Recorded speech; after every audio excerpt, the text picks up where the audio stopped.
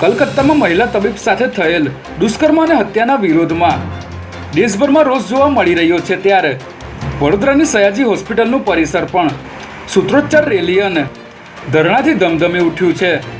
આ વિરોધ પ્રદર્શનમાં બરોડા મેડિકલ કોલેજ અને ગોત્રીના તબીબો જોડાતા ગોત્રીમાં 45 અને સયાજી હોસ્પિટલમાં 48 જેટલી પ્લાન્ટ સર્જરી અટવાઈ હતી. સાથે જ 980 જેટલી હોસ્પિટલ પણ હડતાલ પર હોવાથી ઓપીડીની સાથે 700 જેટલા ઓપરેશન બંધ રખાશે. જ્યારે સયાજી હોસ્પિટલમાં સવારે ઓપીડીમાં દર્દીઓને મુશ્કેલી ન પડે તે માટે મેડિકલ ઓફિસર અને આસિસ્ટન્ટ પ્રોફેસરને જવાબદારી સોંપવામાં આવી હતી.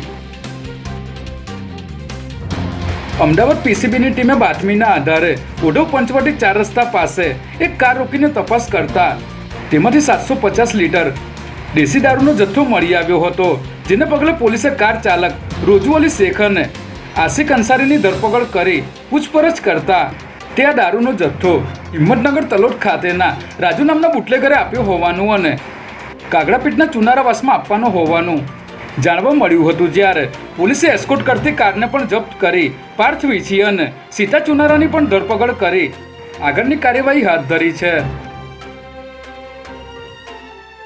ઉત્તર પ્રદેશના કાનપુરમાં સાબરમતી એક્સપ્રેસના 22 ડબ્બા પાટા પરથી ઉતરી ગયા છે.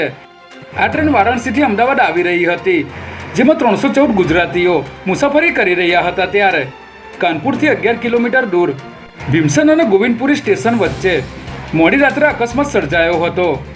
પ્રાથમિક તપાસમાં જાણવા મળ્યું છે કે ટ્રેક પર મૂકેલ કોઈ ભારે વસ્તુ સાથે અથડાવાના કારણે ટ્રેન પાટા પરથી ઉતરી ગઈ હતી. જોકે આ દુર્ઘટનામાં કોઈ મોટી જાનહાની થઈ નથી અને કેટલાક યાત્રીઓ ઘાયલ થયા છે. ત્યારે આ અકસ્માત છે કે દુર્ઘટના તે જાણવા આઈબી અને ઉત્તર પ્રદેશ પોલીસે તપાસ શરૂ કરી છે.